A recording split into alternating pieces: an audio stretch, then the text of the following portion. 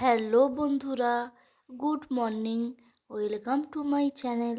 বড়দের প্রণাম জানিয়ে এবং ছোটদের অনেক অনেক ভালোবাসা জানিয়ে আমি আমার এই ভিডিওটি শুরু করছি। আজ হলো রবিবার, এখন বাজে সকাল 8টা। চলো তোমাদেরকে সাথে নিয়েই আমি আমার ভ্লগটা শুরু করছি। আশা করছি ভগবানের কৃপায় তোমরা সবাই খুব ভালো আছো।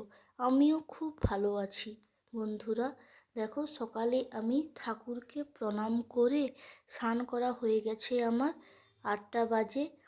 ঠাকুরকে প্রণাম করে আমি আমার রান্নাঘর থেকে তোমাদেরকে সঙ্গে নিয়েই আমি আমার এই ভিডিওটি শুরু করছি। দেখো, এঁচোড়ে রান্না করব, সেটাই তোমাদের সঙ্গে শেয়ার করছি। পেঁয়াজগুলোকে আমি আগেই কেটে নিয়েছি, তোমাদেরকে আর দেখালাম না, তাহলে ভিডিওটা আরও অনেক বড় হয়ে যাবে। দেখো, পেঁয়াজগুলোকে আমি ভালো করে ভেজে নিচ্ছি। তেলের ওপরে একটু গরম মশলা দিয়ে দিচ্ছিলাম, আর তারপর একটু রসুনগুলোকে থেতো করে দিয়ে দিয়েছি। তারপর পেঁয়াজগুলো লাল লাল ভাজা হয়ে যাওয়ার পর টমেটো দিয়ে দিচ্ছি, আর আদাটা দিয়ে ভালো করে কষে নেব। এই মশলাটা ভালো কষা হয়ে গেলেই তারপর আমি এঁচোড় দেব। দেখো, ডাল আমার রান্না হয়ে গেছে, ঢেলে নিচ্ছি। আর মাছ ভাজা করেছি। পুকুরের এই মাছগুলো তো ভাজাই খেতে ভালো লাগে। এগুলো ঝাল করলে বা কিছু, খুব কাঁটা তো, ভাজা একদম মচমচা করে আর ডাল বা একটা সবজি কিছু রান্না করে নিই, এরকম করেই আমাদের খাওয়া হয়। সকাল 10টা, 10:30টার মধ্যেই আমার রান্নাটা প্রায় কমপ্লিট হয়ে যায়। দেখো, এপাশে মশলাগুলো আমার কষা হয়ে গেছে, এঁচোড়গুলোকে আমি দিয়ে দিচ্ছি। দেখো, ভালো করে আমি এঁচোড়গুলোকে মশলার সঙ্গে কষে নিচ্ছি। জানো তো, যারা আমাদের মতো মধ্যবিত্ত হাউসওয়াইফ আছে, তাদের প্রায় 24 ঘন্টার বেশি সময়টাই রান্নাঘরেই কেটে যায়। আমাদের জীবনটাই এরকম করেই তৈরি। আর আমি রান্নাটা আগে করে নিই 10টা, 10:30টার মধ্যে, কারণ ছেলেটা স্কুল থেকে চলে আসে, তার সঙ্গেও যদি আমি একটু সময় কাটাতে পারি, একটু দেখে রাখতে পারি, সব দুষ্টামি করে তো, সেই জন্যই আমি তাড়াতাড়ি করে নেওয়ার চেষ্টা করি। দেখো, আমি পরিমাণ মতো লবণ দিয়ে দিলাম, আর একটু ম্যাগি মশলা ছিল। সবজিতে মশলা যতই দাও, একটুখানি না মিট মশলা বা ম্যাগি মশলা না দিলে একটু টেস্ট যেন কমতিই থেকে যায়, তাই আমি একটু ম্যাগি মশলা দিয়ে দিলাম। দেখো, কালারটা দেখো কত সুন্দর এসেছে। তারপরে আমি একটু জলটা দিয়ে ফুটিয়ে নেব, আমার রেডি হয়ে যাবে এঁচোড়ের তরকারি। যারা আমার ভিডিওগুলো দেখছো, আমাকে ভালোবাসা দিচ্ছ, তাদেরকে আমি আমার তরফ থেকে জানাই মন থেকে অসংখ্য অসংখ্য ধন্যবাদ আমাকে ভালোবাসার জন্য। আমার ভিডিওগুলো যদি তোমাদের ভালো লাগে, প্লিজ চ্যানেলটি সাবস্ক্রাইব করো, বা আমার যদি কিছু ভালো লাগে বা খারাপ লাগে তোমাদের ভিডিওতে, সেগুলো কমেন্টে জানাও, লাইক করো, তাহলে আমি আরও খুশি হব। আর আজকে তো শুভ নববর্ষ, সবাইকে জানাই শুভবর্ষের প্রীতি শুভেচ্ছা। সবাই সুস্থ থাকো, ভালো থাকো, এই কামনাই করি ভগবানের কাছে। আর জানো তো, সময়ের কাজ সময়ে করে নেওয়া খুবই ভালো। পরে কখন কি অসুবিধা আসে তার ঠিক থাকে না। সব কিছু জিনিস দেখবে পরিপাটি করে সাজিয়ে গুছিয়ে রাখলে কত সুন্দর দেখতে লাগে। আমি দেখো, রান্না করার পরে আমার কিচেনটা, গ্যাসটা ভালো করে পরিষ্কার করে নিচ্ছি।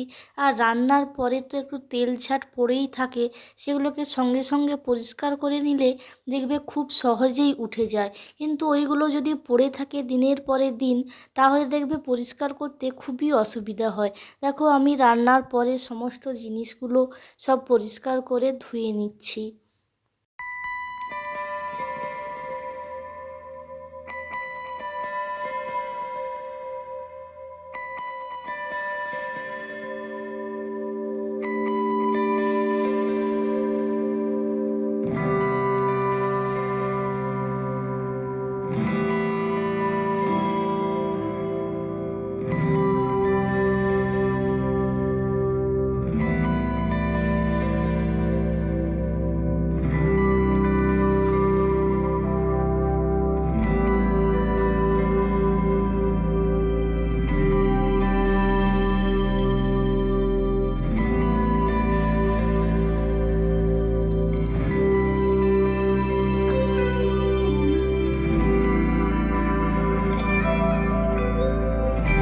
আমি জল ছাড়া ঝুড়িতে করে বাসনগুলোকে রেখে দিচ্ছি। জল ছড়িয়ে গেলে তারপর আমি বাসনের র্যাকে ওগুলো সাজিয়ে রেখে দেব।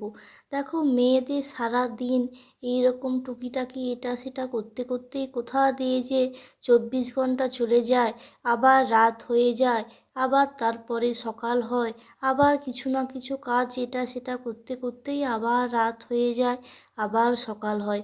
এরকম করে করেই আমাদের দিনগুলো একটা একটা করে কেটে যায়, আর আমরা এই সংসারের মায়ায় আরও জড়িয়ে পড়ি।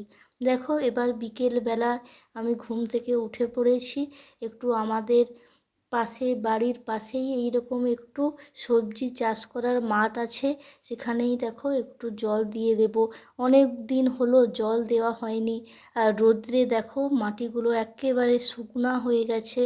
গাছগুলোও যেন একটু জল পেতে প্রাণ পেয়েছে। দেখো কত সুন্দর সবুজ হয়েছে, যেন সাদা হয়ে গেছিলো একেবারে গাছগুলো। গাছগুলোতে জল দিয়ে দিই। দেখো ওই পাশে ছোট ছোট ঢ্যাঁড়স গাছের বিচা ছড়ানো হয়েছিল। ওই গাছগুলো একেবারে ছোট, ওইগুলোতে বেশি করে না জল দিলে সব এখনই মারা যাবে। এই বেগুন গাছগুলো বা লঙ্কা গাছগুলো তবু একটু বড় হয়ে গেছে, এগুলো এখন ফল দিচ্ছে, জল না পেলেও চলে। কিন্তু ছোট গাছগুলোকে তো জল দিতে হবে। গাছে দেখো জলটা দিতে যেন মনে হচ্ছে তারা প্রাণ পেয়েছে। মানুষ যেমন রৌদ্র থেকে এসে জল খেলে যেন মনে হয় নতুন জীবন একটা পেলাম, সেই রকম গাছগুলোও যেন নতুন একটা প্রাণ ফিরে পেয়েছে। দেখো কত সুন্দর লাগছে। আমরা গ্রামে থাকি, এই রকম গাছপালা সবুজ দেখেই অভ্যস্ত।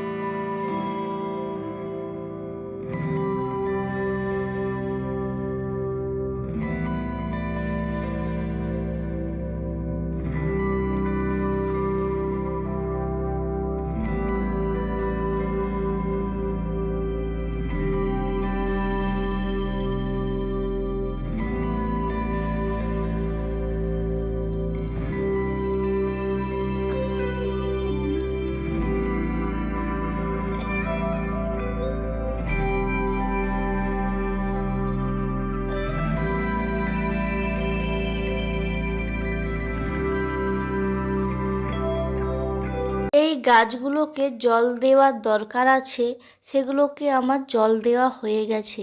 এই দেখো আমাদের বাড়ির অ্যালোভেরা গাছ। দেখো এগুলোকে জল না দিলেও অনেক দিন করে বেঁচে থাকে, আর এদের জল দেওয়া অতটা প্রয়োজন হয় না। দেখো অ্যালোভেরা গাছ লাগানো হয়েছে, আর এইগুলো হলো ঢ্যাঁড়স গাছ। এই ছোট ছোট গাছ এগুলো। আর এই দেখো নয়নতারা, এই গাছগুলো, এই গাছগুলো সব সময় ফুল দেয়। অন্য কোনো সিজনে যদি না ফুল থাকে, এই গাছগুলো লাগিয়ে রাখলে এইগুলোতে সব সময় করে ফুল হয়। দেখো এটা দুটো রং হয়, সাদা আর বেগুনি। আমার জল দেওয়া হয়ে যাওয়ার পর আমি এই যে দেখো বাড়িতে চলে এসেছি। সন্ধেবেলা একটু ঘুগনি হবে, আর নারকেল একটা ভাঙা ছিল, সেইগুলোকেই আমি ছাড়িয়ে কুচিয়ে নিচ্ছি ছোট ছোট করে, সন্ধেবেলাতে ঘুগনিতে দিয়ে দেব। তোমরা যদি আমাকে ভালোবাসো, আমার ভিডিওটা পছন্দ করো, সবাই প্লিজ প্লিজ প্লিজ তোমাদের রিকোয়েস্ট করছি, আমার চ্যানেলটা সাবস্ক্রাইব করে দিও আর লাইক করে দিও। রান্নাঘরে চলে এসেছি। রান্নাঘরে এসেই দেখো, জানো তো আলুগুলোকে আর মটরগুলোকে আমি প্রেসারে আগে সিদ্ধ করে নিই খুব ভালো করে। আর দেখবে প্রেসারে অনেকগুলো 2-3টে সিটি দিয়ে, আর না সিটি মেরে একটু দম কমিয়ে ভাপে রাখবে, তাহলে দেখবে জিনিসটা ভেতর পর্যন্ত খুব সুসিদ্ধ হয়। আর দেখো আমি পরিমাণ মতো জল দিয়ে দিচ্ছি, আর মটর দিয়ে নিয়েছি, আর আলুগুলোকে ভালো করে ধুয়ে নিচ্ছি। তারপর প্রেসারে বসিয়ে দেব, ভালো করে সিদ্ধ হয়ে গেলে সন্ধেবেলা ঘুগনি করব।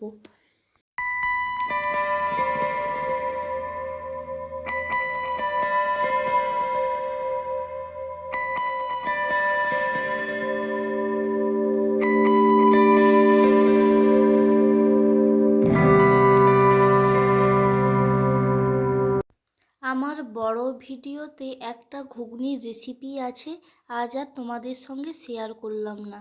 By, see you.